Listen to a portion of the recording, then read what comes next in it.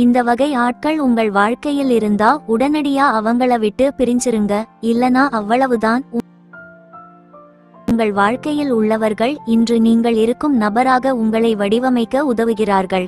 நீங்கள் நினைத்து கூட பார்க்காத வழிகளில் உங்களை சுற்றி இருப்பவர்கள் உங்களை பாதிக்கிறார்கள். உங்கள் வாழ்க்கையில் உள்ளவர்கள் இன்று நீங்கள் இருக்கும் நபராக உங்களை வடிவமைக்க உதவுகிறார்கள்.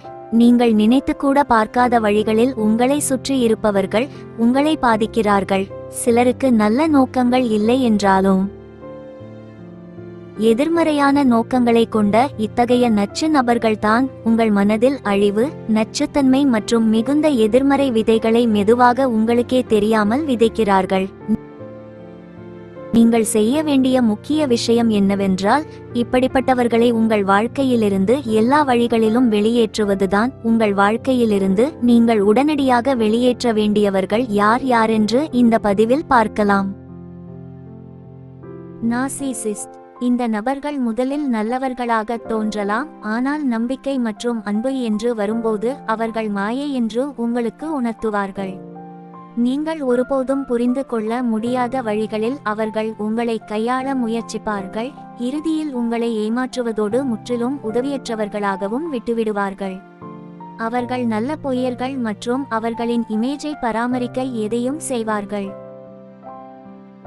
கிசுகிசு பேசுபவர். அவர்கள் எப்போதும் கிசுகிசுக்க விரும்புவர் மற்றும் மற்றவர்களை பற்றிய வதந்திகளை கேட்க விரும்புவார்கள், ஏனென்றால் அவர்கள் கிசுகிசுக்களை விரும்புகிறார்கள். இத்தகையவர்கள் தங்களை பற்றி நன்றாக உணரவும் இலக்கு வைக்கப்படும் நபரை கொடுமைப்படுத்தவும் வதந்திகளை பகிர்ந்து கொள்கிறார்கள். அத்தகைய நபருடன் நீங்கள் பழகுகிறீர்கள் என்றால் உங்களை பற்றிய விஷயங்களை இரகசியமாக வைத்துக் கொள்வது நல்லது. சுய அழிவை ஏற்படுத்திக் கொள்பவர்கள். ஒரு நபர் பலமுறை தங்களுக்கு தானே தீங்கு ஏற்படுத்தி கொண்டிருந்தால் அல்லது சுய அழிவுகரமான நடத்தைகளில் ஈடுபட்டிருந்தால் முதல் படி அவர்களை ஆதரிப்பதும் அதிலிருந்து வெளியேற உதவியை நோக்கி வழிநடத்துவதும் ஆகும். ஆனால் அவர்களுக்கு ஆதரவளிப்பது உங்கள் மன ஆரோக்கியத்தை பாதிக்கும் அளவிற்கு அவர்கள் தொடர்ந்து சுய அழிவை ஏற்படுத்தி கொண்டால் நீங்கள் அவர்களிடமிருந்து சிறிது நேரம் விலகி இருக்க வேண்டும். உணர்ச்சிகளோடு ஒட்டிக்கொள்பவர்கள்.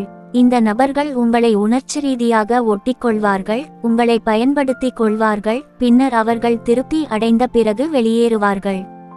அவர்கள் எப்போதும் மக்களிடமிருந்து உத்தரவாதம் மற்றும் சரிபார்ப்பை விரும்புகிறார்கள், மேலும் உணர்ச்சிகளை பூர்த்தி செய்து கொள்ள மற்றவர்களுடன் ஒட்டிக்கொள்கிறார்கள். அவர்கள் தங்கள் வசதிக்கேற்ப தங்கள் அணுகுமுறையையும் மாற்ற முனைகிறார்கள். பாதிக்கப்பட்டவர்களாக காட்டிக்கொள்பவர்கள். இத்தகைய நபர் எப்போதுமே பாதிக்கப்பட்டவர்களாக காட்டிக்கொள்வார்கள் அல்லது கடினமான சூழ்நிலையிலிருந்து எளிதில் தப்பித்து ஓடிவிடுவார்கள். அவர்கள் ஒருபோதும் தங்கள் தவறுகளை ஒப்புக்கொள்ள மாட்டார்கள், அதற்கு பதிலாக அவர்கள் அனைவரையும் குற்றம் சாட்டுவார்கள், ஏனென்றால் அவர்கள் அனைத்து சூழ்நிலையிலும் பாதிக்கப்பட்டவர்கள் என்று மற்றவர்களை நம்ப வைப்பார்கள். ஜாக்கிரதை, அவர்கள் உங்களை பயன்படுத்தி கொள்பவர்களாக இருப்பார்கள். பொய்யர்கள். இந்த நபர்கள் பொய் சொல்வதை வழக்கமாக வைத்திருப்பார்கள், ஏனெனில் இது அவர்களின் இரண்டாவது இயல்பிலேயே இருக்கும். அவர்களுக்கு மிகவும் நெருங்கியவர்களிடம் கூட பொய் சொல்வதில் அவர்களுக்கு எந்த பிரச்சனையும் இல்லை, ஏனென்றால் அது அவர்களுக்கு எளிதானது. அவர்கள் வாழ்க்கையின் எல்லா அம்சங்களிலும் மிகவும் போட்டித்தன்மையுடன் தோன்றுவார்கள், உங்கள் நட்பு அல்லது உறவை கூட ஒரு போட்டியாக பார்ப்பார்கள். தவறாக வழிநடத்துபவர்கள். ஒரு குழுவில் எப்போதும் ஒருவர் இருப்பார், அவர் எல்லா வகையான மோசமான செயல்களிலும் ஈடுபடுவார், அது மற்றவர்களை சிக்கலில் சிக்க வைக்கும். பல எச்சரிக்கைகளுக்கு பிறகும் அவர்கள் அதில் மிகுந்த திருப்தியையும் மகிழ்ச்சியையும் காண்பதால் அவர்கள் அதை நிறுத்த மாட்டார்கள். ஒரு தருணத்தில் நீங்களும் கூட அத்தகைய நடைமுறைகளில் ஈடுபடலாம். எனவே இது எவ்வளவு கடினமாக இருந்தாலும் நீங்கள் அத்தகைய நபர்களிடமிருந்து உங்களை விலக்கி வைத்துக் கொள்ள வேண்டும்.